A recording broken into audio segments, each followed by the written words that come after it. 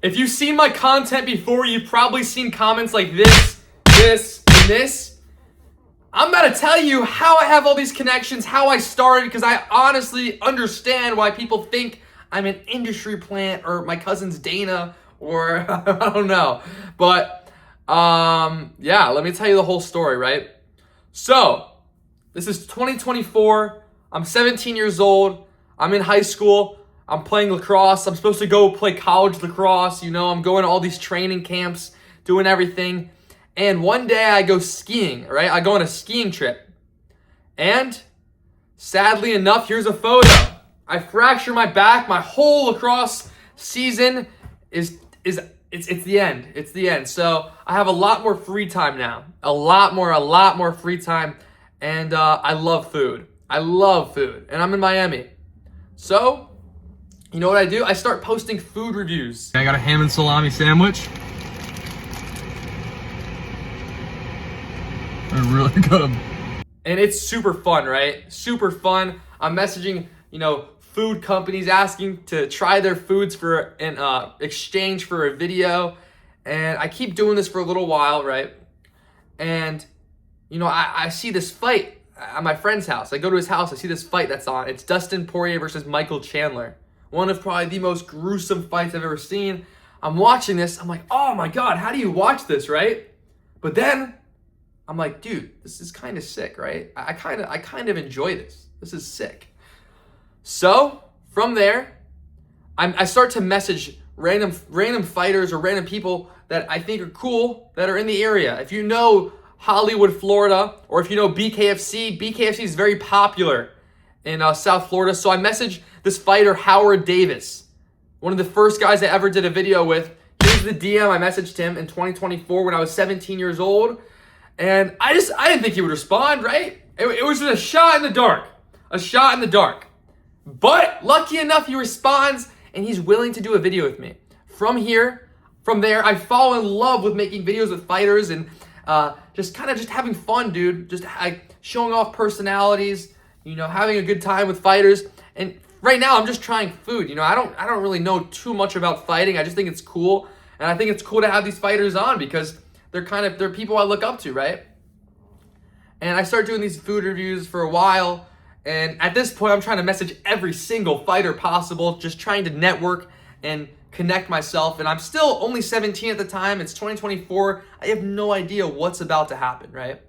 So I message someone who's popular on this channel, Terrence McKinney. I message him. I'm 17 still. And I message him. I'm like, hey, bro. I don't really know much about him. I know he has a large following. I know T-Rex. I've seen him before on my screen. And I start freaking out when he responds. Oh my God, Terrence McKinney responded. Oh my God. And you're still probably wondering, how the hell did he still get in this situation? Ties with the UFC, everything like that. Hold on. We're getting into it. So, from there, I start becoming friends with Terrence McKinney. Getting into the UFC scene, doing videos with him. My content is still, it's shit. I'll be honest. My content was very bad at the time. The quality, I had no idea what I was doing. I don't know what I was doing, right? And then one day I see a story, and I'm very early to this story, mind you. It's probably been posted a minute ago. Dana White posts Topps giveaway, the first ever Topps giveaway. If you know about this giveaway, it had 10 million views, a ton of entries, and I go, you know what? I might as well post on my story. I might as well try it out, right? What's the worst that can happen? What's the worst?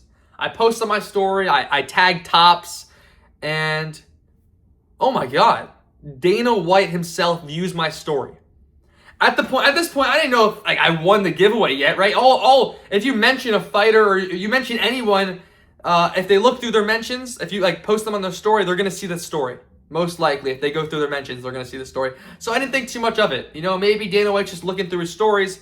But the very next day, magic strikes. Look what I get. This DM right here. I'm crying. I'm calling my mom. Oh my God, I won a giveaway. And you know what? I'm friends with Terrence McKinney. I'm going to make this video. It wasn't a great video, but I was unboxing a card. I'm going to unbox the Dana White giveaway. Here's the video. Cards, I'm giving these away. I'm here with Terrence McKinney. And I somehow won the Dana White Tops giveaway. So we're gonna do the opening together. Does it say from Dana White? Because if it does, that's Um, tough.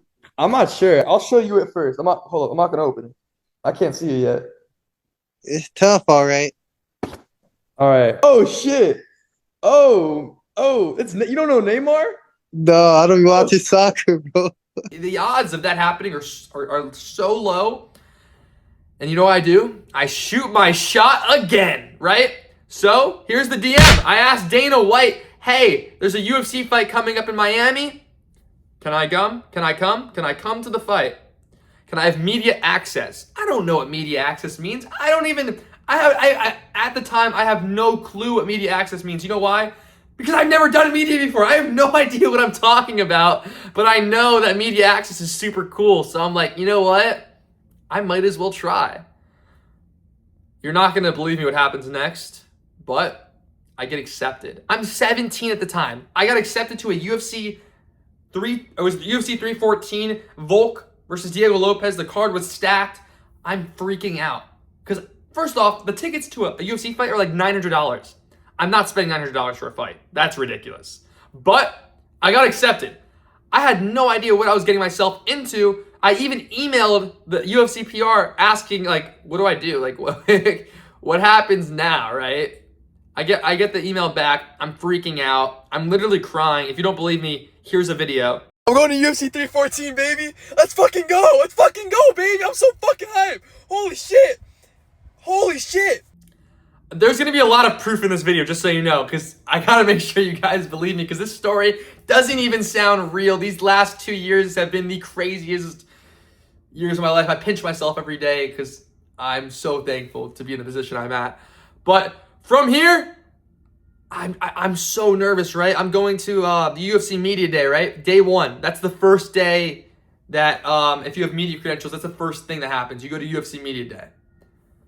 I am so nervous. I don't think you guys understand. Like, when I say I'm nervous, you're probably like, oh, you know, he was probably just a little scared. I was shaking. I thought I was going to pass out. This is a video of me asking Bryce Mitchell a question. All right. When you said you saw demons in John Silva in your dreams, what did you see specifically?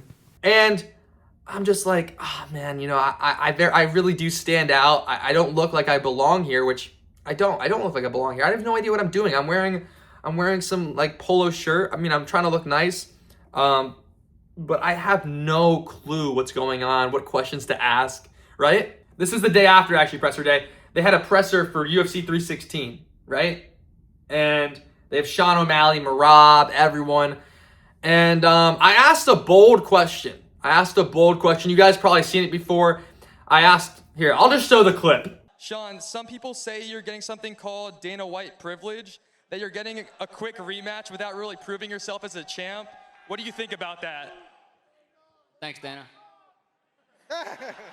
That was me. I wore a hat because I had a buzz cut, but at the time, I didn't think this question would do well. You know, it was a stupid question. I thought Sean O'Malley just blew me off. You know, it was a bad question. It makes me look bad. Oh man, there goes my luck. You know, there's no more magic, and it looks like this is my last UFC event attending as media, so I might as well enjoy it, right? Wait. Magic strikes again! Oh my god! I get a bunch of texts from all my friends, everyone. Oh my god, SportsCenter, ESPN. Look, SportsCenter, ESPN posted it. And this was probably one of the most viral questions of last year, or viral moments. I've seen this clip everywhere, and I didn't think this would happen, you know? And first off, again, I am so thankful that that happened, because I don't know if it didn't happen, I probably wouldn't be in the position I'm at, right? So, from there, I messaged UFC PR just thanking them, because I always want to do a follow-up email. Thank you guys so much for the opportunity to do media. I'm very thankful, and I'm looking forward to possibly doing more media in the future, you know? Hint, hint, let me come back. And also at the time, I start doing stuff for Home of Fight. Home of Fight, if you guys know what that is, it's a popular media page, and that's also why I built so many connections from doing all the interviews. But hold on, just listen. And after that event, you know what? I'm gonna request to go to more events, right? I request to go to UFC 316. I get accepted. I'm going to Newark. I'm excited. It was fun. But while I'm doing that, I'm also doing interviews for Home of Fight, interviewing Yuri Prochazka, Peyton Talbot, Islam Dulatov, so many fighters. There's a list. RDR, Rafael Faziev. There's so many fighters. I start interviewing them for Home of Fight, and I see the inside out of media. I see the inside out. You know, I see what the fighters like to talk about, what they don't like to talk about. I see the type of questions I have to ask as, you know, an interviewer, a reporter, which, just want to let you guys know, it's not my thing. You guys see my content. I don't like the questions that I have to ask. I don't do that anymore. It's not me. Nah. So, from here, things start to go downhill. Like, there's a long time of me just getting declined from every single UFC event. I got declined for Brandon Royval versus Manel Kape, Roman Dolidze, main event. I mean, there was so many. I would try to go to any Apex card because I know those are probably the easiest ones to do media for. I would try to do anything. Got declined from everything, right? I'm like, you know what? It's all right. I'm still doing stuff for Home of Fight. And, you know, it seems like it's going to be a rough patch, but that's okay. I'm expecting rough patches. You know, it's life. It's, you know, moments are going to happen. It's a hard time, right? And at the time, I'm 18, right? This is around 2025. Not that long ago. And from here, after this, Home of Fight tells me, they go, you know, we want to take a break from you doing interviews. So at this point, I'm on stop from doing interviews. I'm not allowed to go to any UFC events. I don't really have much content to do. And I still have all the connections from all the interviews, from all the UFC events I've been to. And the fighters like me because I'm the same person on and off camera. But I just don't know, you know, I don't know what to do. At this point, I was thinking, do I quit? You know, I don't really have a backing. I don't really have a platform at this point. And, you know, do I give up? Do I give up?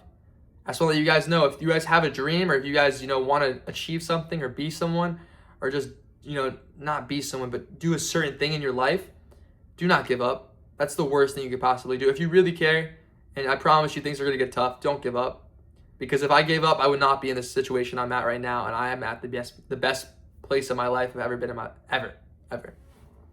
I'm only 19, but this is amazing, right? So from here, I think I'm going to give up, but I go, no. I can't give up. This is my dream. And if I gave up now, I know when I look back at myself, I'm going to look at myself as a failure. Right? So what do? I use my connections. I message a bunch of people, cool people. I know that some YouTubers, and I know that they like MMA. So here's the clip of my first ever YouTube video. What is everybody? Jaden Cable, first YouTube video, and I'm with Bedtime MMA. I know it wasn't great made, or it wasn't made to perfection, but it was only 4 months ago, so I think we're having some good progress. And from there, I start producing more YouTube videos with, you know, crazy people like Wing C, Cedric Dumas, Joaquin Buckley, Terrence McKinney, Shamrock. And then one day I say, you know what? I'm gonna shoot my shot. I'm going to request to go to UFC 324. I don't think I'm gonna get accepted. It's Justin Gaethje versus Paddy Pimblett. I don't think I'm gonna get accepted at all, right? I get declined. I knew it was gonna happen. I knew I was gonna get declined. So I post on my story. I go, with or without the UFC, I'm still gonna post my content. It sucks that I'm not able to go to this event, but the grind continues, right? Less than 24 hours later, I get accepted. Oh yeah, the magic strikes again, right? So, I go to UFC 324. I say, "What's up, UFC PR? What's up?" I'm so glad to be able to, you know, talk to you guys again and be in this situation. And also, I've always had these connections. I started building the connections from the interviews I've been doing, and yeah, also just. I think the hardest part about all of this was just posting. I used to get made fun of a lot. I still get made fun of a lot. But now I'm at the point where it doesn't really matter because I'm doing well, right? But yeah, that was when I first started posting those food reviews. I would always get made fun of. Just want to let you guys know. It happens, right? But to be able to say I made it this far and to be even called an industry plant is honestly a blessing. Like, you might be like, oh, but it's an insult. It's not, dude. It's not. I take it as a compliment because how hard I work for these connections. And no, my uncle's not Dana. No one in my family even knows about MMA. I dropped out of college recently. I'm moving to Vegas soon. So I'm all in. I'm all in. And I wish I was an industry plant because this would be a lot more stable. But just going to keep shooting those shots in the dark, right? But yeah, that's my whole story. That's how I got in this situation. And I'd be lying if I was saying this wasn't surreal. I could see why you guys think I'm an industry plant, but I mean, I'm just some random 19-year-old. And also, I see you guys saying, oh, but there's a lot more journalists who, do a lot of videos of fighters, but they don't hang out with them. I'm not a journalist, really, dude. I'm like a creator journalist. I don't think I'm a journalist at all, dude. I I just do videos of fighters. I just show off their personality. I don't know. I just do things my way. I represent myself. A lot of journalists, they work for a company, so they have to do what the company wants. I just do whatever I feel like doing. I just want to make the fighters look good and show off their personality because a lot of them don't get that opportunity. So this is just the start, and I'm happy I could clear this up and tell you guys my story. Peace out. I love you guys.